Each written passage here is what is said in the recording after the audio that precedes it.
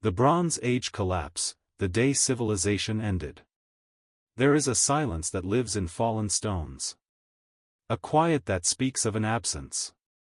It is the sound of a conversation that ended, abruptly, 3,000 years ago.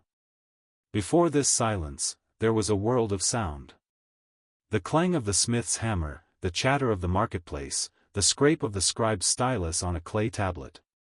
The lingua franca of empires, spoken in a dozen tongues, carried on ships laden with copper and gold. For more than 2 millennia, civilization had been a story of ascent. Of cities rising from the mud of riverbanks, of laws carved into stone, of gods given shape and form in towering temples. By the 13th century BCE, in the warm cradle of the eastern Mediterranean, this world had reached a shimmering, gilded peak.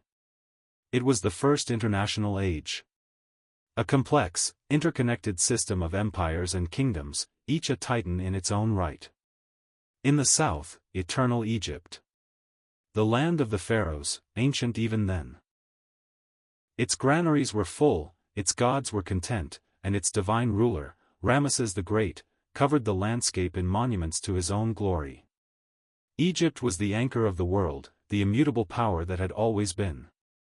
To the north, in the rugged highlands of Anatolia, were their great rivals, the Hittites. A martial aristocracy, masters of the war chariot, their capital at Hattusa was a fortress of cyclopean stone. They were the world's new superpower, a people who had wrestled with pharaohs to a standstill at the Battle of Kadesh and co-signed the world's first surviving peace treaty. They controlled the land routes, the precious metals of the mountains. They were the future. And across the wine-dark sea, in the Peloponnese and on Crete, were the Mycenaeans. The civilization of myth. The people we would remember as the heroes of the Trojan War. Theirs was a world of high-walled citadels, Mycenae, Pylus, Tiryns. Of warrior kings and bull-leapers. Their ships, hungry for commerce and conquest, stitched the world together. This was not a world of strangers. It was a family. A squabbling, often violent family, but a family nonetheless. The king of the Hittites would address the pharaoh of Egypt as brother. Royal daughters were traded in marriage, along with lavish, fawning gifts. A king complaining in one letter that his brother in Babylon had sent him gold-plated statues, when everyone knew they should have been solid gold. We have a time capsule of this lost world. A single ship, wrecked off the coast of modern-day Turkey. We call it the Uluburun shipwreck. Its hold contained 10 tons of Cypriot copper and 1 ton of Anatolian tin, the raw ingredients for a bronze army. But also Canaanite amphorae filled with resin, logs of Egyptian ebony, raw glass from Mesopotamia, Baltic amber, elephant ivory, ostrich eggshells. A microcosm of a truly globalized economy. This world felt permanent. Its kings called themselves Great King, King of the Universe. Their palaces were built to last for eternity. Their scribes catalogued every jar of wine, every bushel of wheat, every bronze spearhead. Theirs was a system so intricate, so wealthy, so powerful, it seemed it could never fail. And then, it did. The conversation stopped. The letters ceased. The trade routes withered. In the space of a single generation, the great cities burned. Hattusa, the Hittite capital, was violently destroyed and abandoned forever. The sprawling port city of Ugarit, a cosmopolitan hub on the Syrian coast, was burned to the ground. In Greece, the Mycenaean palaces were torched, their complex bureaucracy vanishing overnight. The art of writing, linear B, was forgotten for centuries. The entire network unraveled. Economies collapsed. Populations plummeted. The world entered a dark age that would last for over 400 years. How? How could a world so strong, so stable, so interconnected, shatter so completely and so quickly?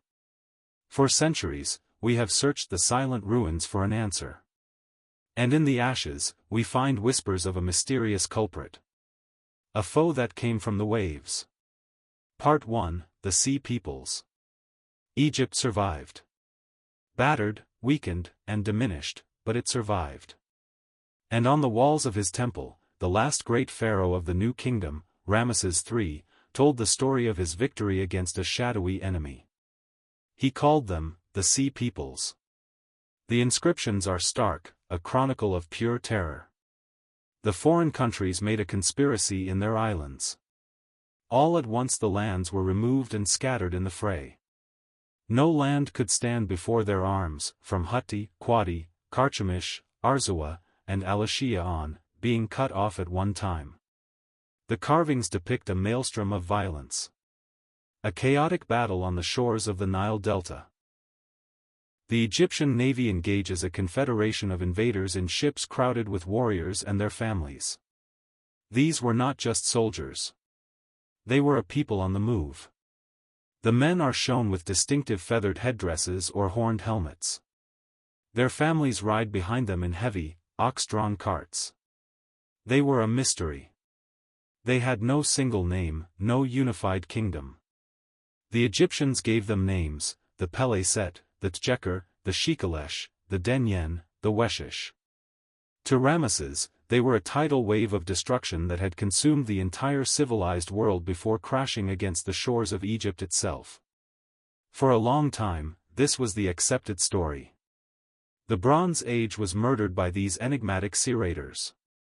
But who were they? Were they Philistines, Sicilians, Etruscans, as some of the names might suggest? Or were they something else? The problem with blaming the Sea Peoples is that they seem to appear everywhere, all at once. They are less a cause of the collapse, and more a symptom of it. A dark tide of refugees and pirates, born from a world that was already dying. They were not the storm. They were the debris the storm carried on its winds. To find the storm itself, we have to look deeper. At the very foundations of this world. At the earth, and at the sky. Part 2, A Conspiracy of Catastrophes. The truth, it now seems, is not a single culprit, but a conspiracy of catastrophes. A cascade of failures where each disaster amplified the next, until the entire system broke down. It was a systems collapse. It began with the climate. Analysis of ancient pollen and the layers in ice cores tells us that around 1200 BCE, the eastern Mediterranean was struck by a prolonged and devastating megadrought. For years, perhaps decades, the rains failed. Civilization is built on surplus. On the promise that the harvest will come. When it doesn't, the consequences are absolute. We can read the desperation in the last clay tablets fired in the kilns of Ugarit as the city burned. Frantic letters begging for shipments of grain. The king of Ugarit writes to a neighboring king. My father, behold, the enemy's ships came here, my cities were burned, and they did evil things in my country. I am waiting for your 20 ships to arrive. The ships never came. There was no grain to spare. Famine swept the land. Starving populations abandoned the countryside and put pressure on the cities. Many would have taken to the sea, not as conquerors, but as desperate migrants. The first of the Sea Peoples.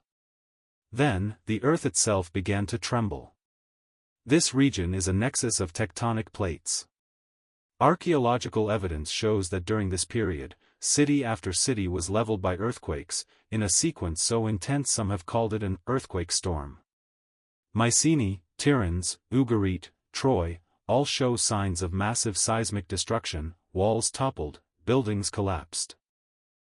Now, picture the world. The crops have failed. The people are starving. The gods seem to have turned against you as the very ground shakes. And the intricate web of trade that holds your world together is broken. The ships that once brought copper from Cyprus and tin from Anatolia no longer arrive. Without tin, you cannot make bronze. Without bronze, you cannot make the tools to rebuild, or the weapons to defend your starving city from those who are even more desperate than you. Internal rebellions would have torn cities apart.